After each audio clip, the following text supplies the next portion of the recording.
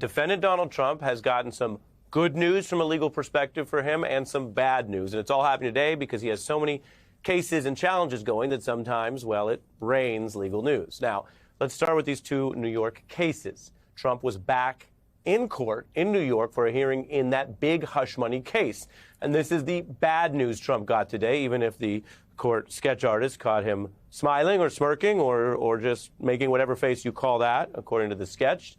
No cameras, of course, allowed in New York courtrooms. Now, this is the criminal charges that the DA, Alvin Bragg, brought in New York, dating all the way back to what the DA argues is a kind of democracy crime, election crime, when you stack it all together with the secret hush money payments and assorted related alleged lies about all of that that were made to Stormy Daniels, dating back to 2016. Here's what's new tonight, and we didn't know this until, well, late today. The trial is back on. Trump's delay tactics have failed. The judge ordering an April 15th trial date, which is a rejection of the many ways that Donald Trump's lawyers argued it should have been much later. Everyone has seen those delay tactics, and as I've told you, in some courtrooms they have worked. They failed today. Now, if you're thinking, wait, I did hear this was supposed to start earlier, that's true. If you keep track of this kind of thing, and I can tell you Donald Trump's lawyers and a lot of other people in the news were, the original trial date was actually for today. It was delayed not because of Donald Trump's efforts, but because some new documents on the government side came to light. And as you may recall, the DA said, okay, in fairness, we're not going to try to stick to the exact same date. Now, the Trump delay tactic was trying to seize on that relatively small administrative matter and say they needed months and months and months. Well, that failed. Trump has also pledged to appeal any decision with the new start date. Here is a brief look at how he sounded outside of court today. I don't know if we're having one. We're going to be appealing right now, I can tell you that. That is the bottom line, so we're not sharing a lot more of that. It is the client or defendant's perspective that he doesn't want to rush to this trial. Now, that is a certain posture. Other people say, hey, if the trial is going to happen before the election anyway, bring it on sooner rather than closer to November. And, well, if you're innocent, you might say bring it on to prove your innocence. Well, any appeal process here is not expected to move the trial date. Now, U.S. Attorney Joyce Vance, who has a lot of experience, noting there is simply no basis for a pretrial appeal on scheduling. And I'll tell you one other thing about this. If you want to get into the weeds, you may have heard about the Supreme Court case that slowed down Jack Smith. That is the kind of case where you do have, in that situation, the possibility of a pretrial appeal, meaning there are big issues that, depending on how they're resolved, could change the whole outcome of the trial. And the Supreme Court decided to take that case. And under law, that happens. This is kind of the opposite. You can imagine the courts would never get anything done if every defendant could say, I don't like the scheduling decision. I prefer we start in a different month or a different year or later. So there's no real reason legally to think that this part would be delayed further. That's a big deal. Today's decision also goes back to how you deal with Donald Trump's many delays. Trump's team was arguing that they needed extra time. They blamed the DA. The judge took in those arguments and said there are just no significant questions of fact to be resolved. In other words, this isn't even a close call. The judge also rebuked some of these Trump lawyers for the way they were approaching this and using this as a forum to just push any substantial, unsubstantiated kind of smears against the DA. Indeed, one account notes, and again, I've told you, we look at the sketches and the accounts because we don't have cameras in the New York courtrooms, just depends on the state. But one account noted that the judge basically seemed, despite a generally calm demeanor, to be uncharacteristically, quote, furious with Trump's team. That's one of our NBC reporters who was in the room. And that you don't have a case right now is really disconcerting, the judge told the lawyers, adding, you are literally accusing the DA's office and the people assigned to this case of prosecutorial misconduct and trying to make me complicit in it. That's how the judge put it. That is strong for this pretrial scheduling hearing. It doesn't usually get that hot. The New York Times said Trump's lawyers tried to use an odd procedural twist, the fact that these documents came out late, and turned that into a last-ditch effort to attack the prosecution or further, quote, delay the trial.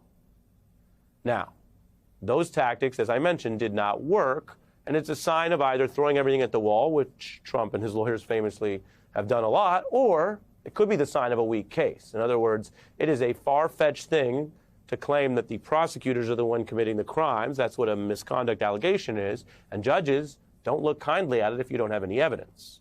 So the headline tonight, when you take that all together, is this case in New York, 3 weeks from now, is set to be Donald Trump's first criminal trial. After all the debate and all the talk, what you see here is back on. We've updated these charts. The defendant here has so many cases that we have to mark them, but we've tried to give you a color coding that makes it pretty clear. I mentioned that there are legitimate questions before the Supreme Court in the coup trial. That's in red. That is basically paused and delayed on appeal. Tonight, for the first time, we've updated the hush money back to green with April 15th. That is the headline. Now, let me tell you one more thing about this before I explain the other legal updates we got today. And that is this. Donald Trump is not someone who is running for office again under any normal circumstances. He knows that. His fans know that. They talk about the witch hunt, as they call it, all the time. And the public knows that. But whether or not this thing ever gets resolved under the law, gets completed, is a huge question. Some people are tired, I get it. Some people are fatigued. Some people say it takes too long. Those are all feelings. But this process is not supposed to be about feelings or delay tactics. And it's not supposed to be about railroading someone. It is very unprecedented, as you've heard, to have any presidential candidate facing a trial, let alone potentially 4.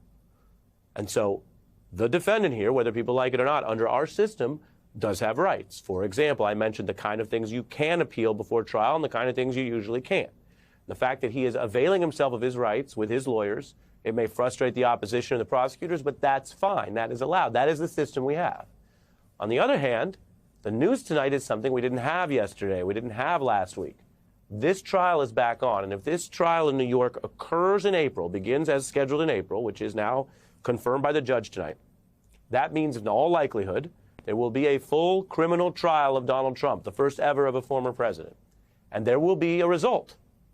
And if there is a result, I can tell you it will either be a verdict, guilty, not guilty, or a hung jury, what they call a mistrial. Those are the only 3 options. I can't predict which one will happen, but I can tell you there's only 3 under the system. And so if Donald Trump was hoping to delay this because he's so afraid of the result, he's so afraid that the verdict could be guilty, whether or not that even results in prison time for his purposes, it might result in a few more people around the country deciding they don't want to vote for a convicted criminal for president. That's not a crazy reach. We certainly don't have any indications or polling that people prefer a convicted candidate. And Donald Trump knows that very well. That's why he spent so much time trying to convince everyone that Hillary was back under investigation or crooked. That's why he went after Biden, who he saw politically accurately as his biggest rival, and tried to pretend there was criminal investigations of him in Ukraine. And when there weren't, he tried to abuse, as we know, foreign power policy to create the appearance of one. Donald Trump knows very well that being convicted is bad politics. I'm not telling you what will happen, and in the news division, we're not rooting for one thing or the other. We're following it. But I can tell you, tonight, there is now a path for such a verdict well before the election. So that's the New York case. Then there's the civil case. That's the fraud case we've been covering and all the money problems. Donald Trump has been basically railing against that new trial date because he doesn't want to go to criminal trial. And the very building that he was standing at, we should note, 40 Wall Street, is one of the buildings that could be seized in the civil fraud judgment. The Attorney General, this is a whole different law enforcement officer than the DA in New York, is saying that they will go forward and seize assets if Trump doesn't post bond in that case. We are prepared to make sure that the judgment is paid to New Yorkers. And yes, I look at 40 Wall Street each and every day. That's tough talk legally. The deadline is today. You've heard that. This was all coming up until today. And here is a place where, again, we're just going to report what happens as it happens. Donald Trump's lawyers managed to achieve some progress. They didn't reverse everything. They certainly haven't won this case. They lost the fraud judgment.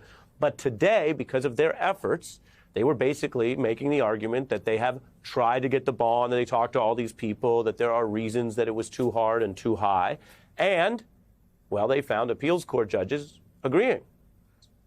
So you have Trump here staving off what would have been by today potentially financial disaster, because there were a lot of indications that he wasn't a liquid billionaire, that while he may have pieces of property in various places with various debts and liens on it or whatever you want to call it, he didn't have the liquid cash. His lawyers said that. They admitted it. That to pay this off with cash for them was a practical impossibility. And a smaller bond could, they argued, prevent the Attorney General's office from collecting while they do the appeal, which could take months or longer to resolve. These are two unrelated cases. The fact that all of this news is coming about them today is one of those coincidences. Trump in court in one place and his lawyers dealing with something else in another place. What you see, though, is a bit of a pattern and practice. In the fraud case, Trump has already been found liable for this kind of habitual lying, that the business model was built on lies. In the DA case, which now he will face a jury in a trial starting in April, the question is not whether he lied about Stormy Daniels, he did, and not whether the government should be digging into people's personal lives. That's not usually a chargeable crime. The question is whether he lied and used money in a way that amounted to crimes in the state of New York and election crimes. It certainly doesn't help that he's under this much pressure for other lies that he was caught in that cost him now $500 million. And so it's all piling up, even as it's a reminder that our courts do take challenges seriously. Indeed, anyone crying witch hunt would have to sound really bananas today, or kind of pause and stop saying that for a day, when this New York judge, whatever their background, whatever you think New York lawyers are like, and whether or not they voted for Trump, this judge came in and said, well, let's be reasonable, let's reduce the bond, let's give it a little more time, that's only fair. And that kind of fairness is exactly the thing that worries Donald Trump about a potential conviction. You don't need all of America to think this is fair. You just need 1 out of 20, 1 out of 15 independent voters to think that a fair system convicted him and that they don't want more of that kind of Trumpism.